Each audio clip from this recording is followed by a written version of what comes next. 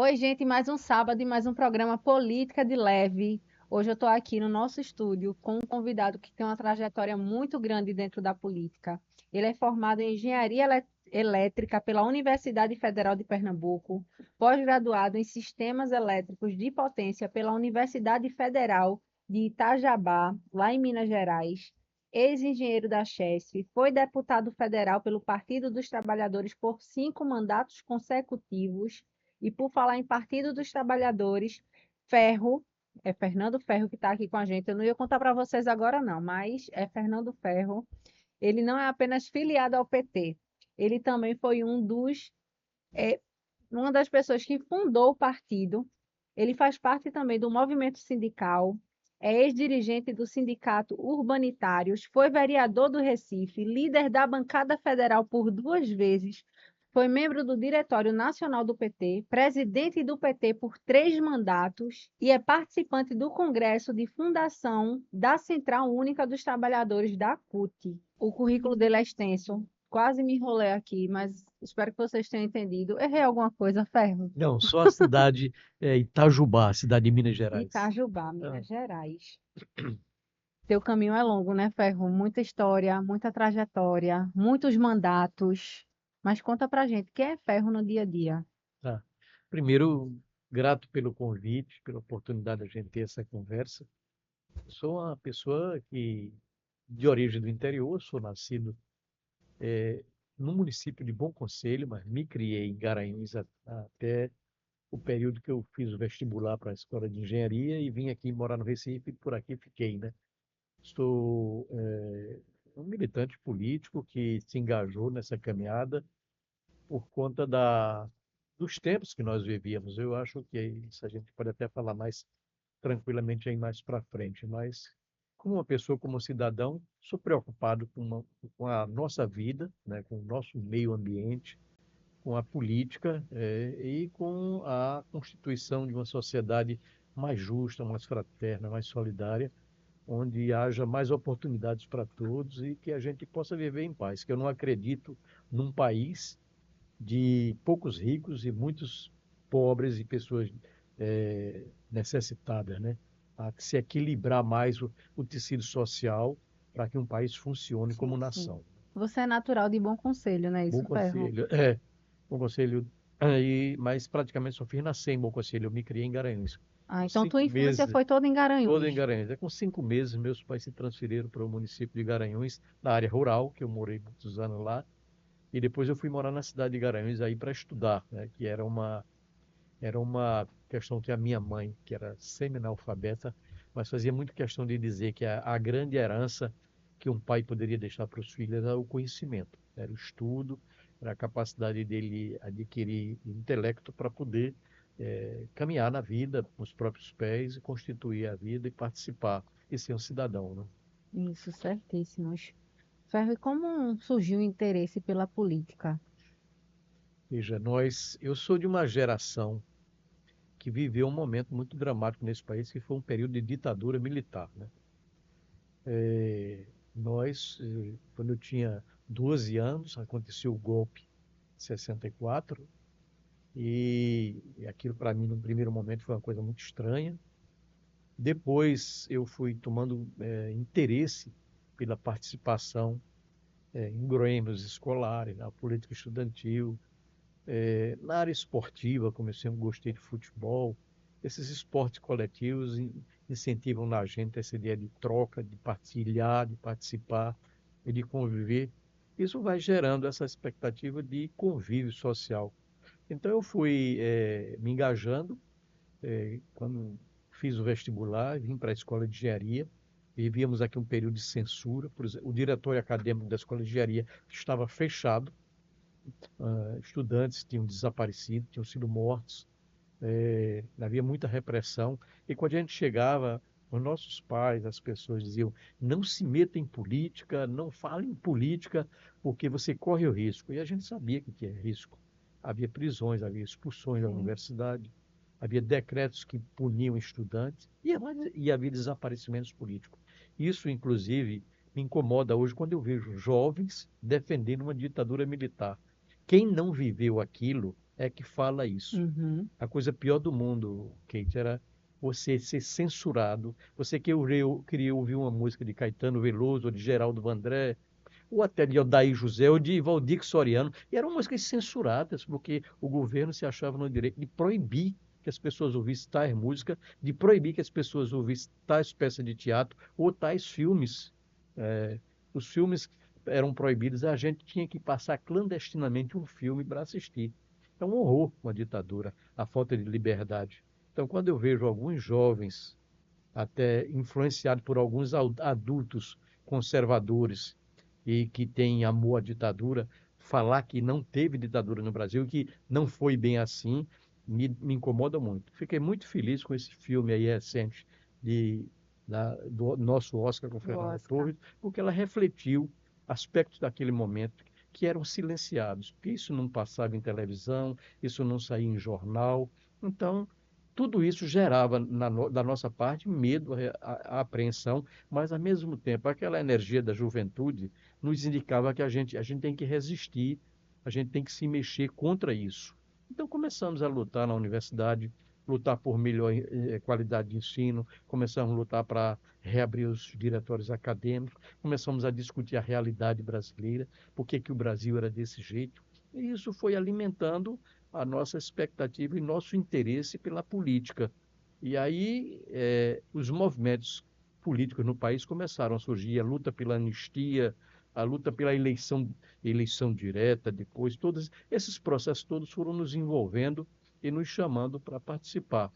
E em determinado momento, quando eu me formei, eu fui trabalhar na Chesse e comecei também a participar das lutas dos trabalhadores para melhorar os salários, e a partir daí a luta sindical e depois a luta política, que a gente foi vendo os limites do movimento sindical e a gente precisava participar de uma coisa maior, que era discutir os destinos do país. Isso você faz na política, né? Sim. E aí foi que nós fomos tomando esse gosto e nos envolvendo nesse processo, quando surgiu a ideia de fundar um partido dos trabalhadores.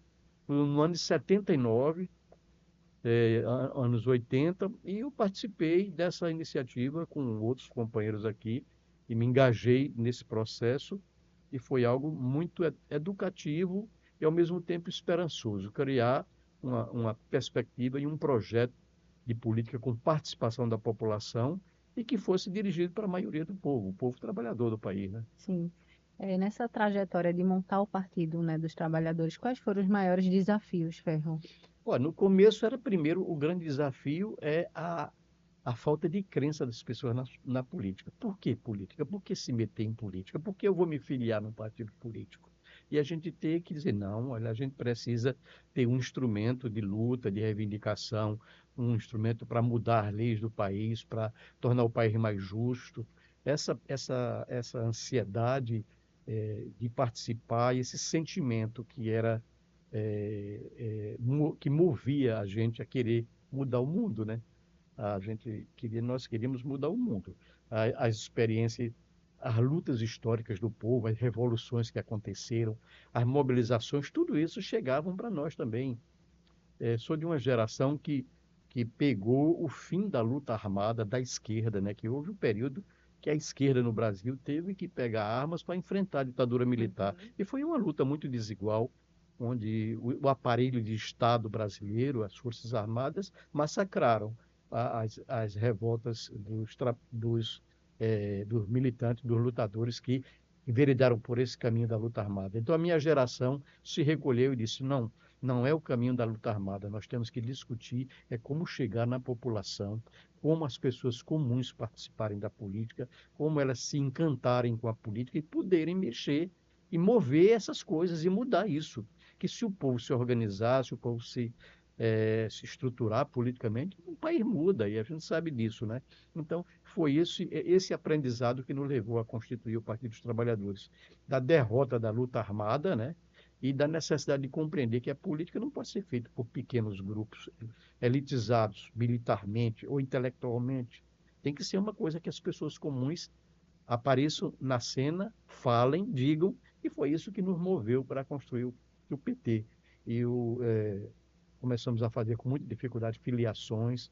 A gente era chamado de loucos, olha que história, vocês não vão conseguir nada, política é para coisa de gente rica, vocês não vão ter espaço para isso, não adianta. E nós fomos persistentes, fomos nos organizando nos movimentos sociais, nos sindicatos, a Igreja Católica e setores evangélicos progressistas nos ajudaram também a refletir, porque havia uma identidade entre o nosso plano político e os sentimentos do cristianismo, de lutar contra o sofrimento das pessoas, de buscar a dignidade, os direitos das pessoas. Isso foram trilhas que nos conduziram para a fundação do PT, que viram num grande movimento popular Sim, sim, e hoje é uma expressão política nacional, né? sim. Mas foi uma construção muito demorada, muito sofrida, né? Teve gente que morreu, gente perseguida. Eu mesmo fui demitido do meu trabalho algumas vezes porque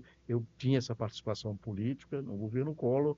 Eu fui demitido e por conta de greves, de lutas que a gente fazia. Então teve um preço, né?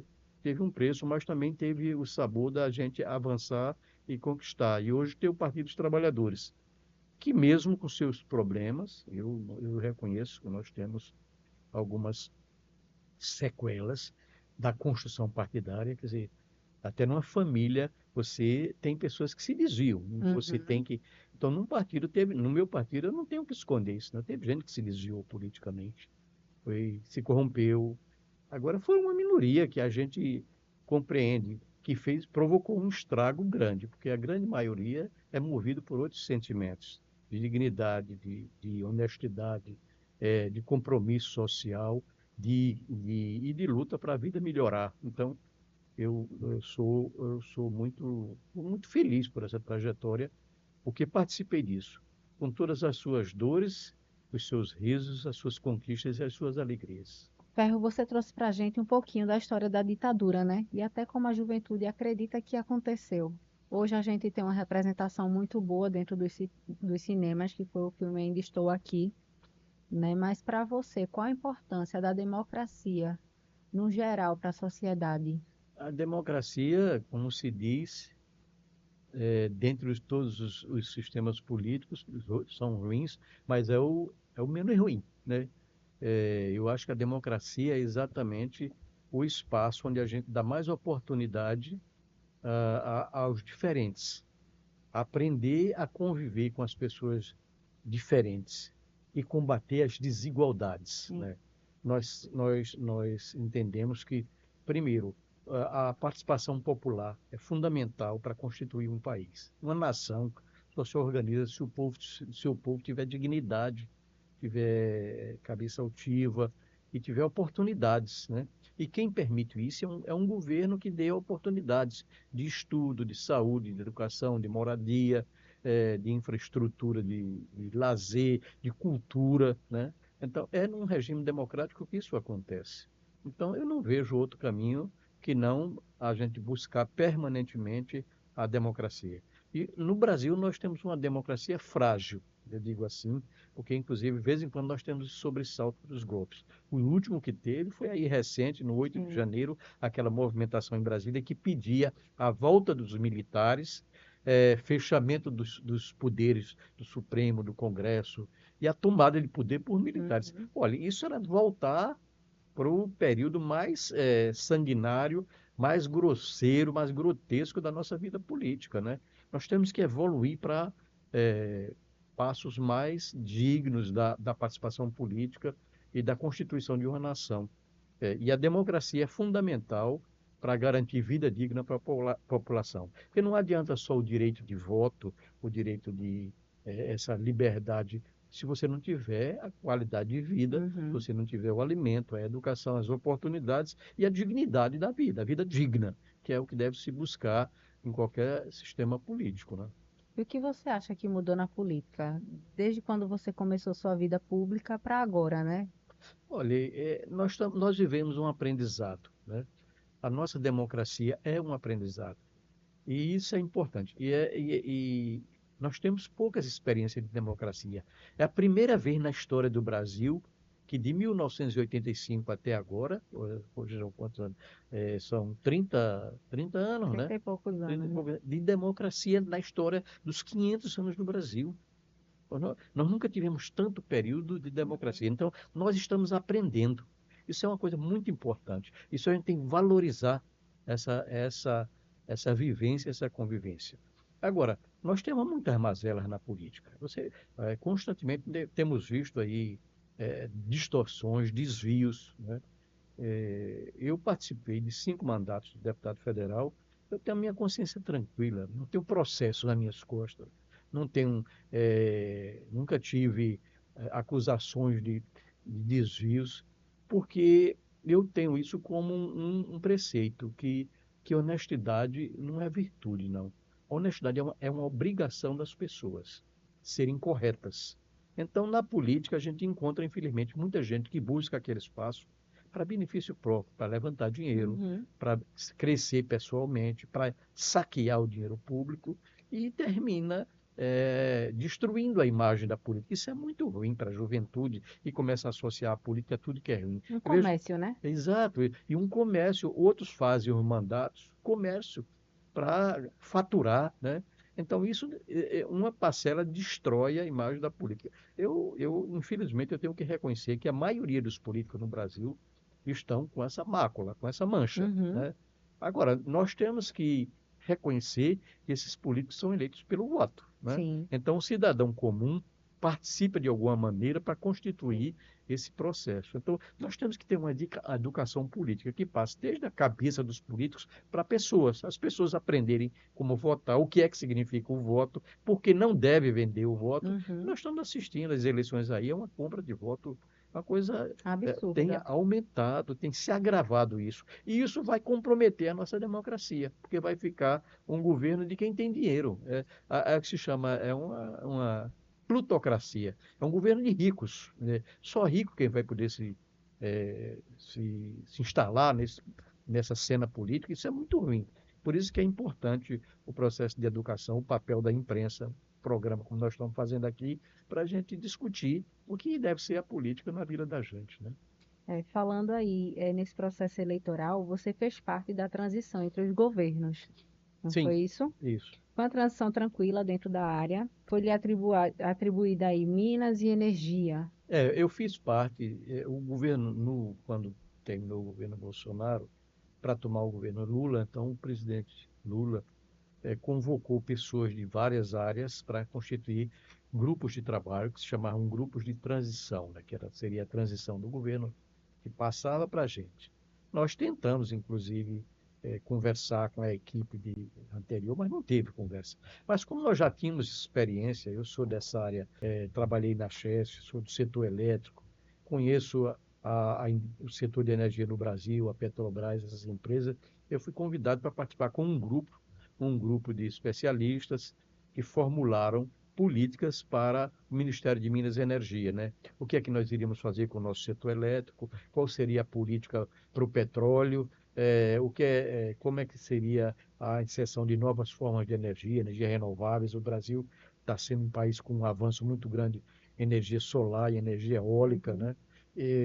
Como tratar a questão da distribuição de energia nas cidades, o acesso da população, o custo da energia, tudo isso a gente participou e nós apresentamos um relatório para o presidente e eu devo lamentar que o ministro da Energia que assumiu parece que não ouviu bem as orientações que a gente deixou nessa área. Por exemplo, no governo anterior foi privatizado o sistema elétrico brasileiro, a Eletrobras. A Chesf, por exemplo, a nossa Chesf aqui era uma empresa estatal, virou uma empresa privada. Uhum. E isso traz consequências, porque energia é um insumo fundamental para a sociedade. A energia é o tipo da coisa que em todos os países sérios do mundo, ela não é de grupos privados, ela é empresa, elas são do Estado. Então nós reclamamos e propusemos que o governo fizesse gradativamente um retorno dessas empresas para a Eletrobras, que nós queremos que ela sirva para gerar energia, não deixar acontecer blackout, ter tarifa de energia baixa e ter confiabilidade, ter o sistema que não fique no caicai, no apaga, nos apagões, né? Do mesmo jeito, em relação à nossa preocupação com o petróleo, todas as nações civilizadas ricas, elas cuidam das suas fontes de Sim. energia como prioridade. Então, e essas coisas não foram bem observadas e nós estamos vendo o resultado, tanto com problemas de blackouts que têm Uhum. acontecido, falha nas redes elétricas e o sistema privado não está dando conta disso. Então, nós temos que lutar para que haja uma melhoria disso e acho que o papel do Estado aí é importantíssimo para que a gente possa gerir essa infraestrutura energética para o bem da nossa população. Voltando para a tua trajetória política, Ferro. Em 2022 você concorreu como deputado, não foi isso? Deputado federal. Sim. Ficou como segundo suplente pelo PT. Uhum. E ano que vem, a gente pode te esperar no pleito? Olha, nós estamos discutindo no Partido dos Trabalhadores. Eu tenho pretensão, sim, de concorrer. É evidente que isso não é uma coisa que você decide e vai fazer. Você Uhum. tem que constituir uma estrutura para fazer uma campanha, você tem que saber retomar contatos, né? Tem que ter recursos também para uma campanha desse tipo, e tem que ter o partido com uma política adequada para ajudar nas eleições dos parlamentares. E nós aqui no PT em Pernambuco, nós estamos tendo algumas dificuldades de direção. O PT de Pernambuco perdeu muito protagonismo nesse processo e perdeu importância política no Estado. Eu acho que essa direção atual está a dever. Então, nós precisamos de ter uma direção que incentive as candidaturas, que seja apresente um projeto político para o Estado também e concorra, bote as cartas na mesa, né? É, eu tenho ouvido uma conversa aqui no PT que nós não podemos ter candidato a governador, vamos ter cuidado, não temos que fazer alianças. Eu concordo que a gente faça aliança, mas primeiro você tem que botar suas cartas na mesa. Até para negociar, é importante você ter nomes Uhum. disputando, para avaliar se o seu nome é melhor do que os outros, para você se juntar e somar numa política de aliança. Não estão fazendo aqui. O PT de Pernambuco e em Recife, nas eleições municipais, abriu mão disso. Inventou uma história de ser vice do candidato do PSB, terminou não sendo nem vice, teve uma eleição que reduzimos o número de vereadores, perdemos importância política na cidade, uma cidade que nós governamos com João Paulo, com João da Sim, Costa, sim. e de repente a gente começa a Vem perder perdendo espaço. espaço e protagonismo. Eu sou defensor de que a gente retome essa vontade, esse gosto pela política e essa vontade de ser protagonista, né? Quem não bota a carta na mesa não joga. É isso. Tem que fazer parte do jogo político. Ferro, e como é olhar para trás e ver que você foi um político ficha limpa, né? Bom, primeiro, eu sou grato aos meus pais porque me deram valores.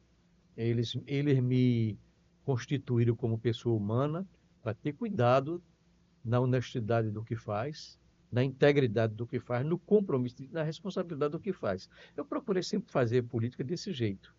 E graças a Deus e a caminhada, eu não tenho mácula nessa. Posso aí dizer para você tranquilamente, quem quiser, olha a minha história, a minha passada no Congresso, como é que foi. É fácil verificar, nossa vida está exposta aí. E eu tenho tranquilidade de que cumpri a minha tarefa com decência na política, né? E isso me é muito gratificante, me faz deitar na cama e dormir sossegado, ouvir dos meus filhos que a referência que as pessoas fazem à minha pessoa como político são referências boas. Que a pior coisa do mundo é você ser uma pessoa citada, apontada, olha, aquele é um Uhum. corrupto, aquele não sei o quê. É desgastante para você, para quem tem vergonha, para quem tem sentimento, é desgastante. Então, eu fico muito contente. A minha família, meus filhos, que não entraram na política, só Flávia, que é a mais velha, tentou uma vez para vereador, depois desistiu. E eu sempre disse, olha, não é porque eu sou político que vocês têm que ser político.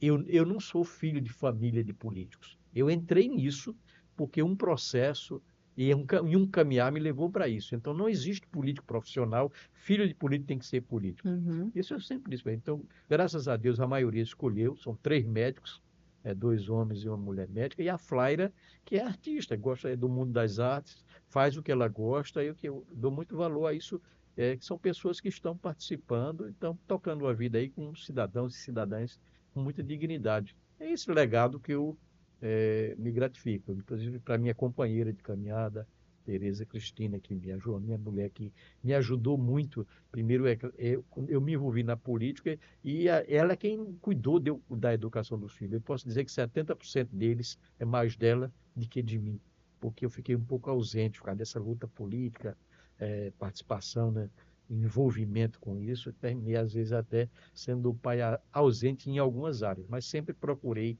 suprir e, graças a Deus, tenho uma ótima relação com todos eles. Sinto o amor e o carinho deles, é mútuo. Então, eu acho que eu fui um pai que, apesar desses períodos de ausência, procurei suprir e sou muito grato por isso, porque tenho gozo do carinho deles e isso para mim é muito importante. Conta pra gente um pouquinho da tua atuação como vereador, deputado federal. Bom, eu fui vereador no Recife, fui eleito em 1994 e tive 2 anos de vereador aqui no Recife. E na eleição para deputado federal, eu fui eleito e tive que deixar o mandato de vereador para assumir a Câmara Federal.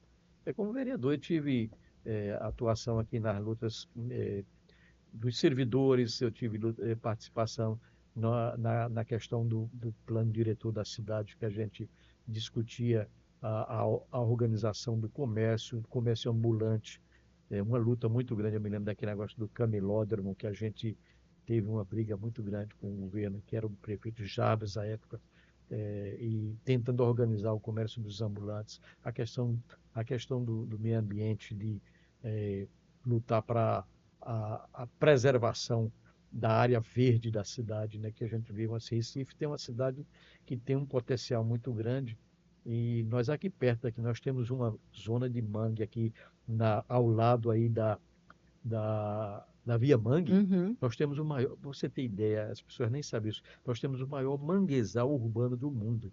São mais de 250 hectares de mangue no coração da cidade. Isso tem que ser preservado, E porque isso divulgado, viu? esse Porque é, poucas pessoas pois sabem. é, isso é fundamental. O mangue é um espaço de procriação de peixes, de crustáceos.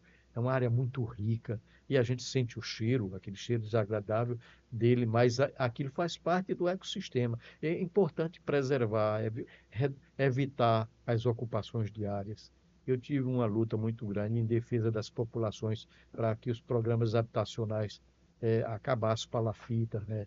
Dar vida digna para a população, a questão da saúde, os postos de saúde. Então, no plano municipal, eu tive muito engajamento com isso, questão de transporte. Mas no governo federal, eu, como engenheiro e da área de energia, dediquei uma boa parte a essa luta na área de energia. Que se você chega na Câmara de Deputados, você não pode ser clínico geral. Você tem que escolher certos temas, né? Eu escolhi temas como engenharia, como minas e energia, direitos humanos, né? E participei de programas importantes, como, por exemplo, para mim é muito, muito caro, foi o programa Luz para Todos, que a gente foi a partir de um projeto de lei que eu fui relator, que foi criado, que foi formalizada a proposta do governo do Luz para Todos, que levou energia elétrica para áreas rurais. Tive um papel na luta de implantação da energia renovável, desses sistemas solares e eólicos. A gente incentivou esses programas, a questão do biodiesel também, Uhum. essa questão da energia limpa, né? E na área de meio ambiente, que também foi uma área que eu trabalhei muito, na luta contra os agrotóxicos, contra os transgênicos, que fiz uma luta muito grande nessa área, porque eu entendo que um dos grandes problemas, dilemas da humanidade hoje, é exatamente a questão do clima, né? Nós estamos, nós estamos diante de um grande risco e a população e o mundo está vendo as mudanças climáticas com todas as tragédias do clima, chuvas, furacões e secas que estão se colocando de uma maneira extremamente agressiva e que mostram sinais da agressão que a gente fez no meio ambiente. E ela devolve para a gente sob forma de catástrofes Uhum. climáticas que a gente está vendo por aí afora. Tudo isso faz parte de legislação. A gente pode melhorar isso, organizar o uso da nossa água, os nossos mananciais, manter as nossas florestas.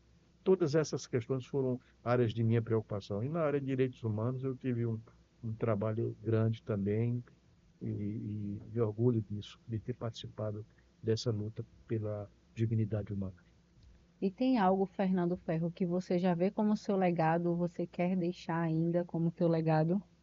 Olha, eu acho que nós somos eternamente aprendizes. Eu tenho uma frase que guardo comigo, que ela é uma frase dita pelo um personagem do livro de Guimarães Rosa, Grande Sertão Veredas, onde um personagem diz para outro, pergunta para outro o que é ser mestre, como é que ele se sente porque é ser mestre.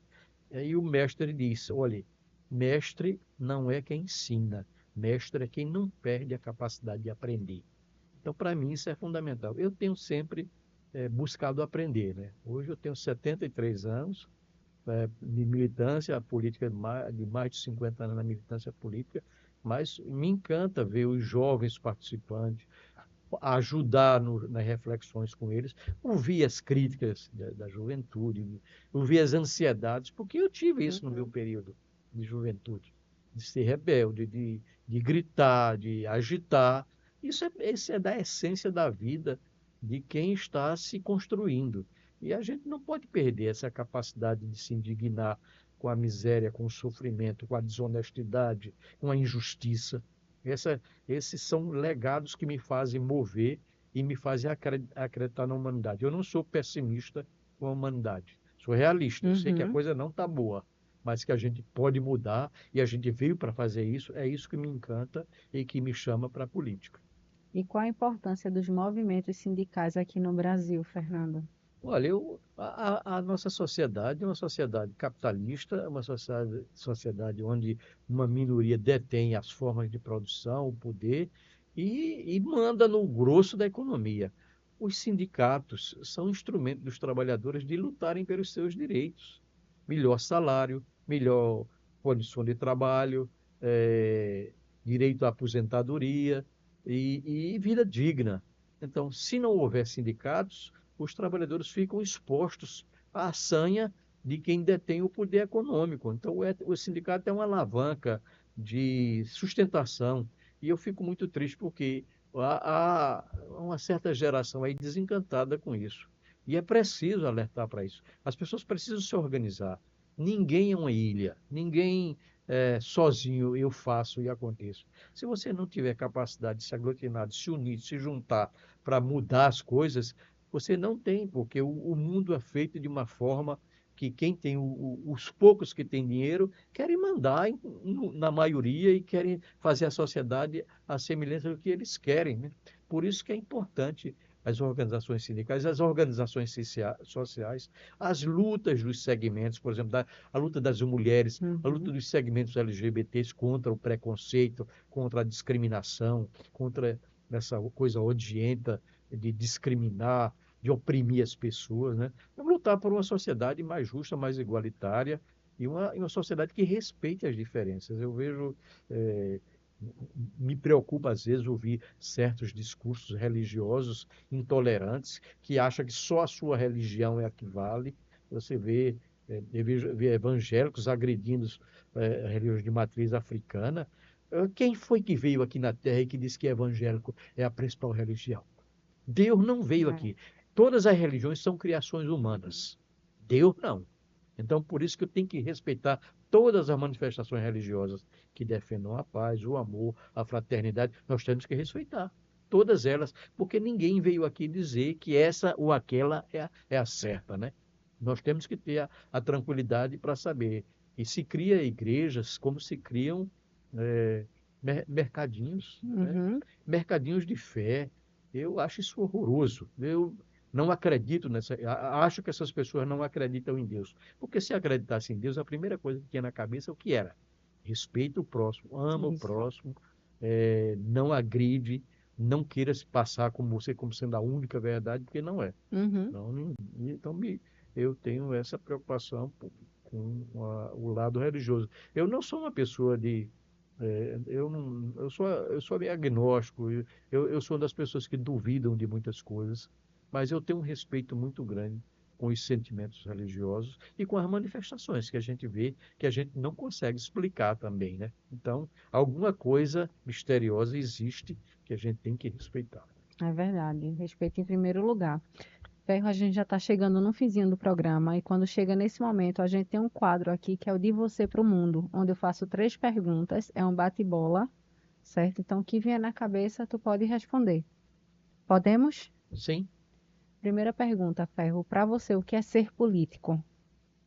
olha, ser político é se preparar para ajudar. A política vem de polis, a cidade, de Uhum. organizar as pessoas, criar condições para a dignidade de termos uma sociedade justa, fraterna, igualitária e com oportunidades para todos. A política é para todos, não é uma coisa para mim, nem para meu grupinho. É uma ação coletiva e assim deve ser compreendida como um espaço para transformar o mundo no sentido dele ser mais digno, mais justo e mais fraterno, mais solidário. Eu, por opção política, sou uma pessoa que acredita no socialismo, num regime político de iguais, de busca de igualdade. E é por isso que eu defendo esse caminho para a política.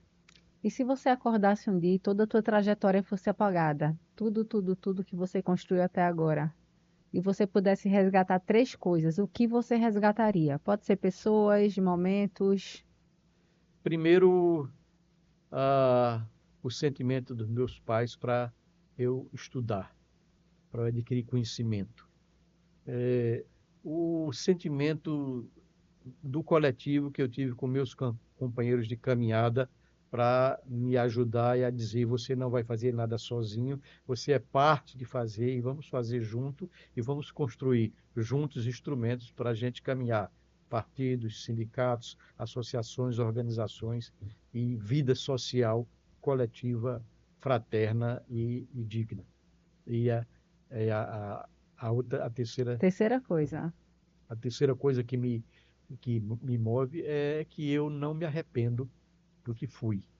E gostaria de, se pudesse repetir, iria repetir para melhorar, porque sou grato ao que fizeram comigo, aos que me ajudaram, dispenso os que me e esqueço os que me maltrataram e acredito que nós podemos todos evoluir para uma coisa melhor. E isso é o sentido da vida e do mundo. Eu sou otimista no sentido, eu sou um otimista realista, né?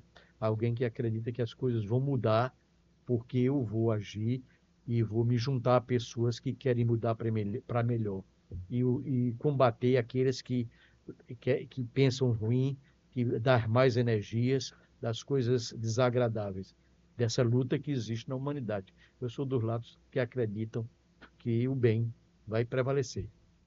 Ferro, agora deixa tua mensagem para o mundo, olha para essa câmera. Olha, eu quero dizer para você que é muito importante a gente refletir, conversar e trocar ideias e participar da vida, da política, no trabalho, no local de trabalho, na sua casa, e a gente poder ser constituinte de uma ideia de um mundo melhor, que a gente seja instrumento das coisas boas, da boa política, da boa vida e da dignidade. Ferro, muito obrigada pela tua participação. Foi bem leve o papo. A gente conheceu mais sobre você, sua infância, de onde você é natural. Você trouxe para a gente aqui muitas histórias da ditadura, todo o teu início na luta pelos partidos dos trabalhadores. Eu espero que o pessoal de casa tenha gostado também. Agradeço pela tua participação, certo? E até uma próxima. Tá, muito obrigado pela oportunidade. Um grande abraço a você e a todos que nos assistem. Que sejamos dignos de fazer uma vida cada vez melhor. É isso, gente. Muito obrigada por ter acompanhado a gente. E no próximo sábado tem mais Política de Leve. Tchau, tchau.